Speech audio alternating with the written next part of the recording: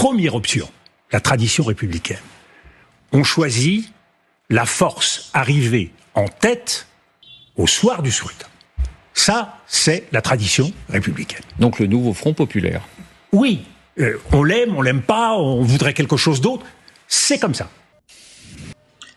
Bonjour mesdames et messieurs, bienvenue sur ma chaîne. Alors, je me lève aujourd'hui et je vois que Dominique de Villepin a donné une interview sur LCI pour parler de la situation de la France. Alors, vous me connaissez, Dominique de Villepin, pour moi, c'est l'un des meilleurs hommes d'État français. Quand j'entends qu'il a pris la parole par rapport à la situation de la France, c'est toujours intéressant. Donc, découvrons ensemble ce qu'il a dit.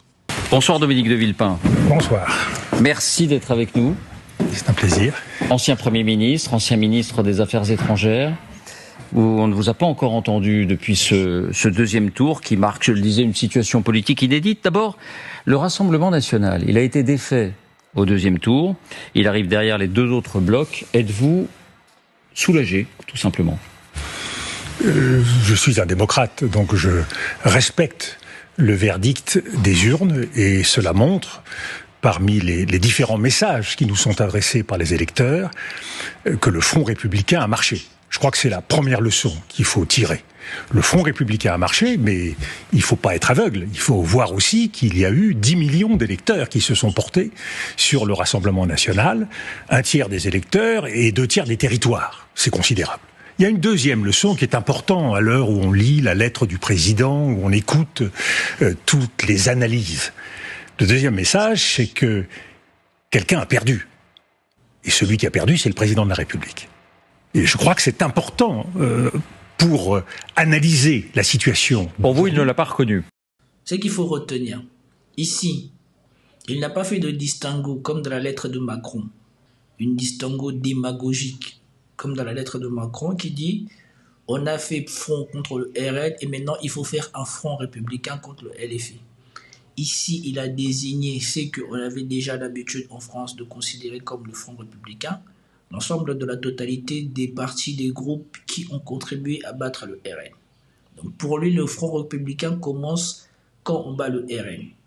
Et non, comme Macron essaie de le faire croire dans sa lettre, que le Front républicain commence maintenant, après avoir battu le RN, il faut maintenant faire un Front républicain où on va écarter ce que lui, il juge comme antisémite ou d'extrême gauche. La différence notable, c'est ça. La deuxième chose importante qu'il dit ici, par rapport à toute la classe politique de nuls qui essaye de nous faire comprendre que maintenant, non seulement les Français ont aidé à faire battre le RN, les Français ont aidé à faire élire des gens de LR et d'ensemble, maintenant on veut nous faire croire que les gens qu'on a sauvés pour faire barrage au RN, c'est des gens qui ont eu un vote de conviction et que maintenant, ils doivent se défaire de l'opportunité qu'on leur a offert pour nous réimposer un gouvernement de connivence entre Ensemble et LR. Et il vous dit bien, le Rassemblement national a avancé, c'est qu'il reconnaît. Ensemble ne devrait pas se reconnaître comme une force politique, mais elle devrait plutôt se reconnaître comme une force qui a été sauvée par défaut. Et qu'elle devrait reconnaître la victoire de la gauche, comme vient de le dire Dominique de Villepin, qui est de droite. Et moi, il y a du bon et du mauvais partout. Si vous voulez connaître quelles sont les personnes pour qui moi j'aurais pu voter, ou les personnes vers qui j'aspire à voter ou à donner mon vote, c'est plutôt à des gens comme Dominique de Villepin. Lui, il représente la droite avec laquelle moi je suis d'accord. Pour vous, il ne l'a pas reconnu. Il ne l'a pas reconnu et nous allons y venir. Il ne l'a pas reconnu et c'est pourtant le point de départ de la situation nouvelle après les élections. La première responsabilité d'un président de la République, j'ai vécu de très près 2 cohabitations. La première responsabilité d'un président qui est désavoué par les urnes, c'est de prendre acte de la situation nouvelle. Et je pèse mes mots, prendre acte, reconnaître la situation nouvelle. Et c'est pour cela que on répète à longueur d'émissions, le président choisit n'importe quel Premier ministre, il se fait ce qu'il veut. Ce n'est pas tout à fait vrai. Il fait ce qu'il veut dans le cadre de nos institutions, dans le cadre d'une tradition républicaine et dans le cadre d'une réalité qui lui est imposée par les urnes. Et donc, ça suppose que le président reconnaissent cet état de fait, et dans cet état de fait, il y a une troisième donnée, au-delà du non au président, au-delà du oui au Front républicain, et cette troisième donnée, c'est que les Français, manifestement, souhaitent une cohabitation. C'est-à-dire qu'ils souhaitent que Jupiter soit écarté et que la relation entre les deux tête de l'exécutif soit rééquilibrée et que le Parlement retrouve son rôle. Ce qui veut dire que du régime présidentiel, on sait que la cinquième est hybride, du régime présidentiel, on passe à un régime davantage parlementaire. Ces leçons, c'est le point de départ. À partir de là, je ne pourrais être plus d'accord avec un autre homme politique ou avec une analyse de la situation. C'est exactement ce que je vous ai décrit ici et c'est exactement ce que l'on tire si vous avez étudié le droit des institutions. Si vous parlez avec des professeurs de droit, ils vous diront à peu près la même chose que Dominique de Villepin. Sauf que maintenant, nous avons des gens qui arrivent en politique, qui, avec Macron, qui sont complètement déconnectés, de la réalité des Français, de la réalité des institutions, de la pratique des institutions, et qui croient que le président est libre de faire tout et n'importe quoi.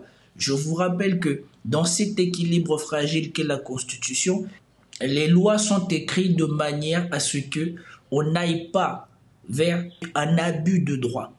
On n'aille pas vers l'utilisation totale des mécanismes qui sont prescrits. Il faut que l'équilibre des institutions reste maintenu. Le président ne peut pas s'affranchir de la réalité et du pouvoir législatif et du pouvoir judiciaire et d'agir à sa guise. Regardez celui qu'il a fait, Nicolas Sarkozy, comment il a fini. Et ici, vous avez sur les plateaux de télé des chroniqueurs qui ne s'intéressent pas suffisamment au droit, qui maintenant commencent à vous dire que Emmanuel Macron a le droit d'agir comme il veut, de prendre le ministre du groupe qu'il veut, de dénier la victoire du groupe qui a gagné ou la victoire du groupe qui est arrivé devant pour imposer au Parlement de rechercher un ministre qui lui conviendrait à lui et non pas le ministre du groupe qui a gagné. Ce n'est pas dans la coutume des institutions françaises. Les institutions françaises ne sont pas faites pour fonctionner comme ça. Sinon, il n'avait qu'à tenir la promesse qu'il avait dit avant d'arriver au pouvoir en 2017, de mettre la représentativité. Élection au premier tour, le groupe le plus important gagne, ou alors, si on n'a pas de majorité qui se dégage, on fait une coalition où on se met d'accord. Mais la tradition de la France, ça n'a jamais été ça. Ça a été le groupe qui gagne, le gouvernement qui est issu de ce groupe, ou en tout cas le Premier ministre qui est issu de ce groupe, et puis ce groupe-là travaille à chercher des majorités, comme lui-même il l'a fait en 2022. Je vous rappelle qu'en 2022, Ensemble avait une majorité relative, et qu'on a nommé 2 ministres issus d'Ensemble, Elisabeth Borne et Gabriel Attal, avec des groupes de majorité relative. Mais maintenant, ici, on a un groupe de majorité relative, ça devient, vous n'êtes pas assez bon, ou alors qu'on ne reconnaît pas votre victoire, le pays penche en droite, et vous avez toute la classe corrompue française des élites et tout ça, là, qui sont copains entre eux, qui essayent d'imposer ça aux Français. Là, parce que je détaille ce que vous dites. Quand vous dites le président a perdu et il doit être en situation de cohabitation, est-ce que ça veut dire pour vous que le bloc présidentiel, qui arrive en 2e position, mais qui cherche en ce moment à nouer des alliances, est infondé à prétendre gouverner de nouveau? Alors venons-y, si vous le voulez bien, c'est le cœur du sujet. Et c'est pour cela que je crois que le président a 3 options et un joker. 3 options, et il faut prendre les choses dans l'ordre, parce qu'elles se présentent dans un certain ordre, compte tenu de la tradition républicaine, et qu'on ne peut pas mélanger l'entrée, le plat et le dessert, sans créer une gigantesque confusion chez les Français, et à terme, pour le président, comme pour les responsables politiques, une formidable frustration. Première option, la tradition républicaine. On choisit la force arrivée en tête au soir du scrutin. Ça, c'est la tradition républicaine. Donc le nouveau Front populaire. Oui, on l'aime pas, on voudrait quelque chose d'autre. C'est comme ça.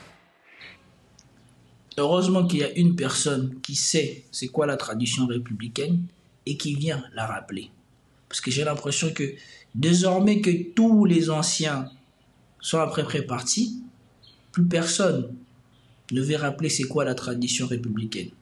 Et comme les présidents depuis Sarkozy, on a aligné le calendrier présidentiel avec le calendrier législatif, justement pour casser cette idée qu'il pourrait avoir une cohabitation sortie des urnes pour faire bénéficier de l'élan du président à son parti pour que et l'exécutif et le gouvernement soient issus du même groupe. Je pense qu'on a tendance où on a fait oublier aux Français c'est quoi la tradition républicaine en France. Et c'est ça le problème, c'est qu'après Sarkozy, après Hollande, après Macron, aujourd'hui Macron, il croit qu'il va redéfinir la tradition républicaine alors que c'est le pire des présidents en termes de garant des institutions. Et ce nouveau Front populaire, à partir de celui qui le dirige, est chargé de former un gouvernement. Et c'est là où la difficulté commence, puisqu'on sait que ce nouveau Front populaire ne dispose évidemment que d'une maigre majorité relative. Et qu'il faut donc qu'il construise une majorité qui lui permette de durer un peu plus que 1, 2 ou 3 jours.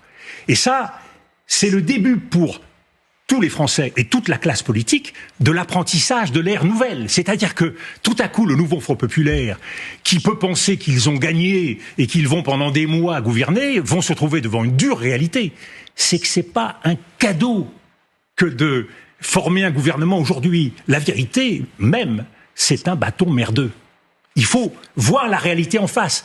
Et l'un des risques, d'ailleurs, si on continue dans la confusion actuelle, c'est que tout le monde se rende compte que personne politiquement n'a intérêt à diriger ce gouvernement. Et que le président, finalement, se retrouve devant le chaos. Et donc, devant une question qui lui sera posée, démissionner, c'est la seule façon de dénouer. Donc, première option, le nouveau Front populaire. Simplement, précision là-dessus.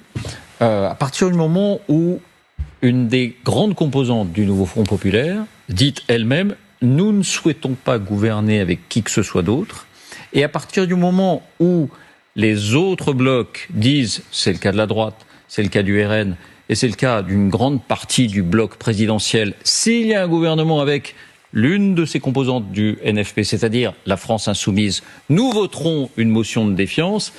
Est-ce que ça n'est pas l'idée qu'il est condamné à l'avance la politique, à être renversé? La politique. Cette interview, je le regarde avec plaisir parce qu'ici, vous avez non pas des gens qui se défaussent ou qui vous racontent des choses ou qui essayent de justifier leur défaite ou qui essayent de dire que nous, on comprend les Français. Vous avez attendu, à aucun moment, il ne vous a dit qu'il comprend les Français ou quoi que ce soit. Ici, il reste dans comment les choses devraient se faire, qu'est-ce qu'est la réalité, qu'on doit donner le pouvoir au Front populaire et le Front populaire va se retrouver devant un mur qui lui forcera à faire des compromis, sinon elle ne pourra pas gouverner, et que pour gouverner, elle va devoir prendre en considération ce que les autres partis veulent. Avant même qu'on ait fait tout ça, on veut déjà empêcher le Front populaire de gouverner. Tout ça pourquoi? Parce que le niveau politique, ou en tout cas le niveau des politiciens et des analystes politiques français est par terre. Il est par terre et il n'y a pas d'autre mot. Ils sont nuls. Et ici, vous attendez Pujadas. Pujadas, il revient sur des difficultés, des positions que les groupes ont tenues, oui. Mais on vous a dit qu'il faut les laisser aller jusqu'au bout. Si c'est ça la réalité, eh bien, on est déjà dans le chaos. Laissons-les l'opportunité de régler le chaos. Et s'ils n'arrivent pas, comme ça, on pourra passer à un autre scénario. Mais vous ne pouvez déjà pas empêcher le premier scénario de se passer pour inventer un scénario qui ne correspond même pas à la réalité des urnes.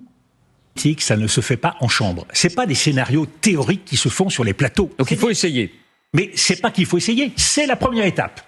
C'est la première étape, et à partir de là, on va voir si effectivement il y a une partie du nouveau Front populaire qui ne veut pas élargir, ce gouvernement tombera très vite, et une partie de ce nouveau Front populaire pourra éventuellement retrouver sa liberté. Cela créera d'autres opportunités, mais il faut faire les choses dans l'ordre, méthodiquement. Nous sommes aujourd'hui devant le combat des Horaces et des Curiaces.